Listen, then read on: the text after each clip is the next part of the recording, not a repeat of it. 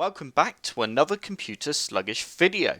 Have you subscribed to our YouTube channel yet? If not, be sure to click on the big red subscribe button and click on the bell to get notified when we upload a new video. In today's video, I will be showing you how to open a program in Windows 10 using a custom keyboard shortcut.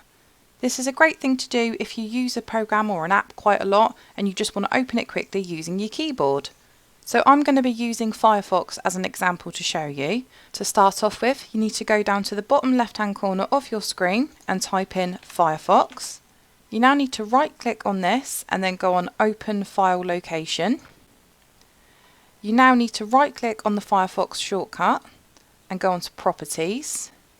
And you now need to make sure that you've got the shortcut tab selected at the top here.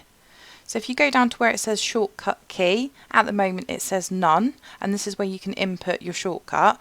So you will need to put a combination of Control Alt and then you can have a letter of your choice or a number of your choice.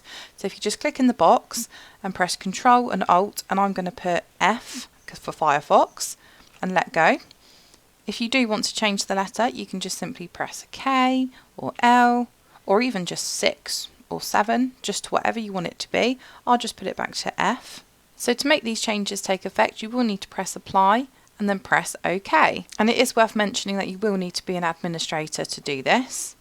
And alternatively, if you do already have the shortcut on your desktop, you can access the same settings by right-clicking on there and going on to Properties.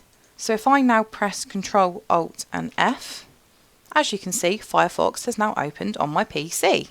And that's it for this tutorial. I hope this video did help.